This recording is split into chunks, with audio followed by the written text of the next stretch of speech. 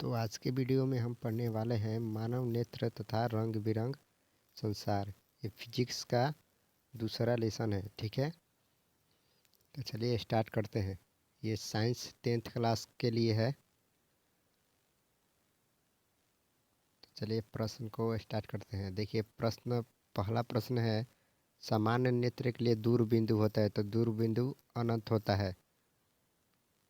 ठीक है, यानी कि अनंत दूरी तक क्या हो सकता है, दिखाई देता है।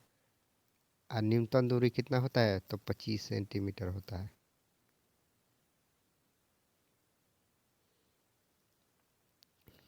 हमारा अगला प्रश्न देखिए, अभिनेत्र लेंस की फोकस दूरी में परिवर्तन किया जाता है तो पश्चिमाभि द्वारा।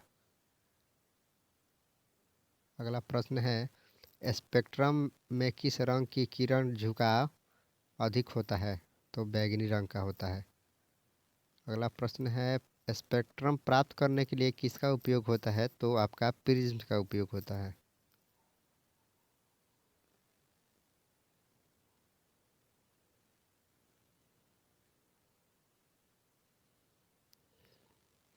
आपका अगला प्रश्न है, जो नेत्र निकट की वस्तु को साफ नहीं देख सकता उस नेत्र में होता है दूरदृष्टि दोष होता है। 6 नंबर क्वेश्चन है, मानव नेत्र में, तो मानव नेत्र में उत्तल लेंस होता है। 7 नंबर प्रश्न है, मानव नेत्र वस्तु का प्रतिबिंब निम्न में से किस भाग पर बनता है, तो आपका रेटिना पर बनता है। 8 नंबर प्रश्न है, सामान्य नेत्र के रेटिना पर बनने वाला प्रतिबिंब होता है तो वास्तविक और उल्टा होता है। अगला प्रश्न है, टिंडल प्रभाव प्रकाश की कौन सी परिघटना को प्रदर्शित करता है, तो आपका प्रकाश का वर्ण विक्षेपण, यानी कि प्रकाश का प्रकीर्णन होगा। टिंडल प्रभाव प्रकाश का प्रकीर्णन। अगला प्रश्न है, दूरदृष्टि दोष वाली आंख साफ साफ देख सकती है तो दूर की वस्तु को।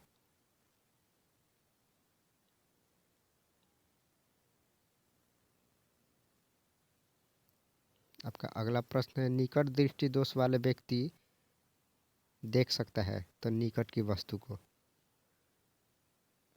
13 नंबर प्रश्न है, आंख व्यवहार करती है, तो आंख उत्तल लेंस की तरफ व्यवहार करती है। 14 नंबर प्रश्न है कि सामान्य नेत्र के लिए स्पष्ट दर्शन की न्यूनतम दूरी होती है, तो आपका 25 सेंटीमीटर होता है। अगला प्रश्न है, किस दृष्टि दोष के निवारण के लिए अवतल लेंस का उपयोग किया जाता है, तो आपका निकट दृष्टि दोष के लिए।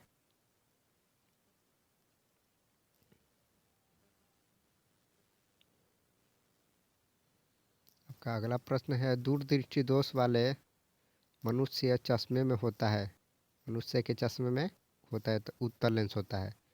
अगला प्रश्न, निकट दृष्टि दोष में किस लेंस का प्रयोग होता है, तो आपका अवतल लेंस का होता है।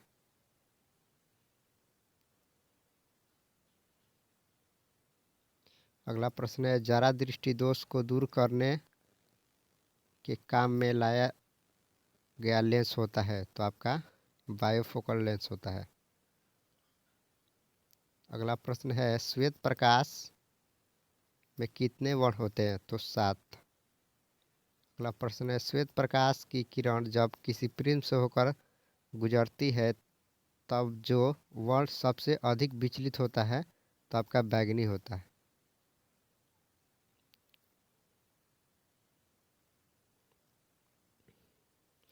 अगला प्रश्न है, श्वेत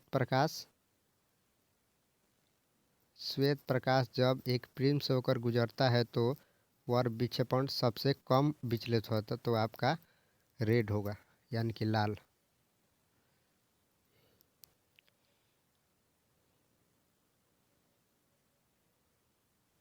अगला प्रश्न देखिए,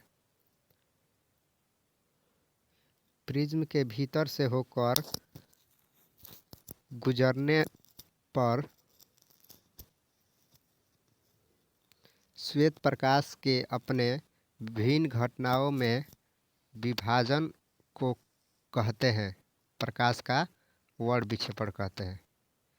अगला प्रश्न है, प्रकाश के किस वर्ण के लिए तरंग दैर्ध्य अधिकतम होता है? तो आपका लाल के लिए। अगला प्रश्न है, प्रिज्म से निकलने के बाद श्वेत किरण क्यों 7 रंगों में विभक्त हो जाती है? तो सूर्य का श्वेत प्रकाश 7 रंगों का मिश्रण है, यानी कि सूर्य का प्रकाश 7 रंगों का क्या है? मिश्रण होता है। अगला प्रश्न है, कांच के प्रिज्म से गुजरने वाली विभिन्न वर्ण की किरण का विचलन भिन्न भिन्न होता है। तो आपका भिन्न रंगों पर प्रकाश का कांच में भिन्न भिन्न चाल से चलता है।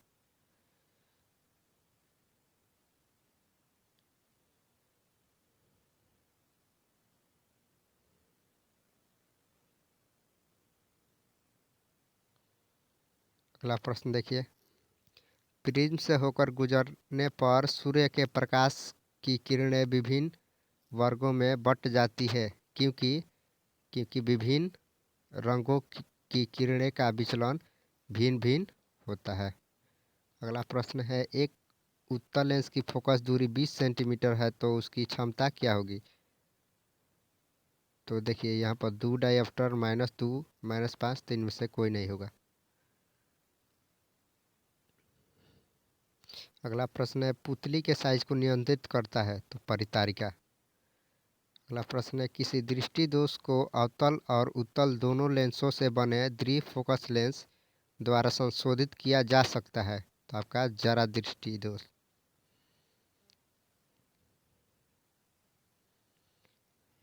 अगला प्रश्न है,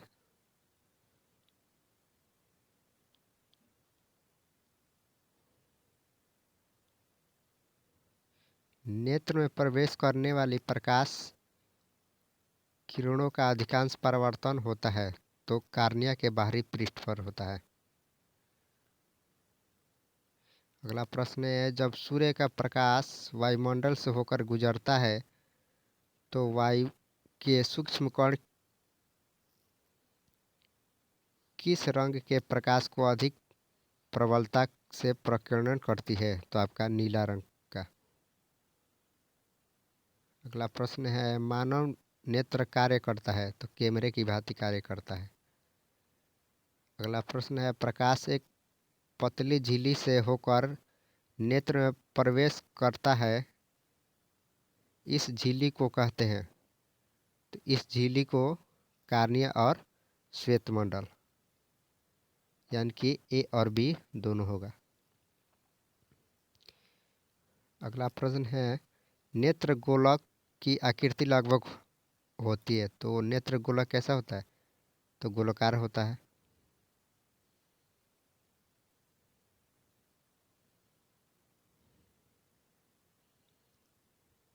अगला प्रश्न है, नेत्र गोलक का व्यास लगभग होता है? तो 2.3 सेंटीमीटर होता है। अगला प्रश्न है, कार्निया के पीछे एक संरचना होती है, उसे परितारिका कहते हैं। अगला प्रश्न है, परितारिका नियंत्रण करती है? तो पुतली के साइज को। अगला प्रश्न है, नेत्र में प्रवेश करने वाली प्रकाश की मात्रा को नियंत्रित करता है? तो पुतली करता है। अगला प्रश्न है, बृहद संख्या में प्रकाश सुग्राही कोशिकाओं को कोशिकाएं कहाँ होती है? तो रेटिना में होती है। अगला प्रश्न है, विद्युत सिग्नल कौन उत्पन्न करता है? तो आपका प्रकाश सुग्राही।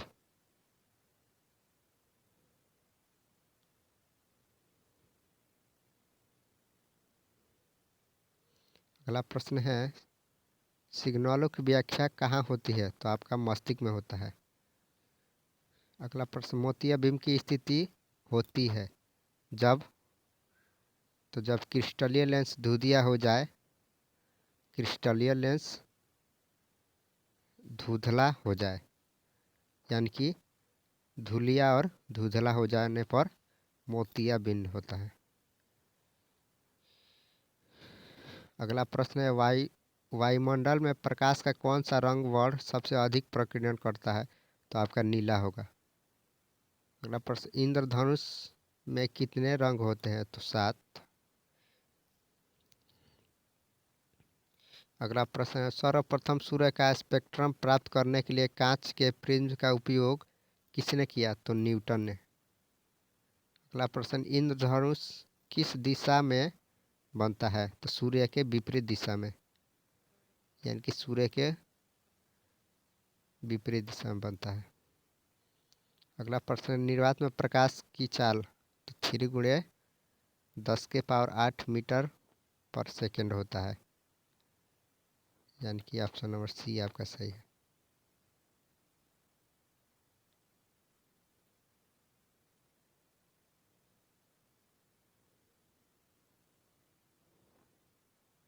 अगला प्रश्न है, वायुमंडलीय अपवर्तन के कारण सूर्य हमें वास्तविक सूर्योदय से लगभग कितने मिनट पहले दिखाई देता है? तो 2 मिनट।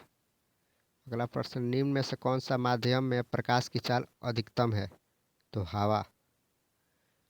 अगला प्रश्न है, सूक्ष्म कणों का एक विषमांगी मिश्रण है तो वायुमंडल होता है। अगला प्रश्न है, प्रकाश का प्रकीर्णन कणों को बनाता है? तो दृश्य, यानी कि देखने योग्य बनाता है। अगला प्रश्न, टिंडल का प्रभाव देखा जा सकता है? तो जंगल में। अगला प्रश्न है, वायुमंडल नहीं होता तो आकाश कैसा प्रतीत होता? तो काला।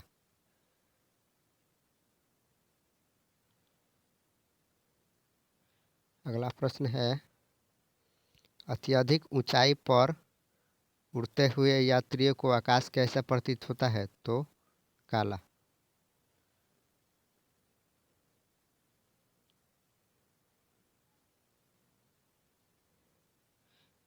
आपका 55 नंबर प्रश्न है, खतरे के संकेत का प्रकाश किस रंग का होता है? तो लाल।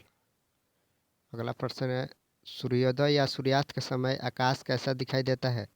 तो रक्त, यानी कि लाल दिखाई देता है, रक्ताभ।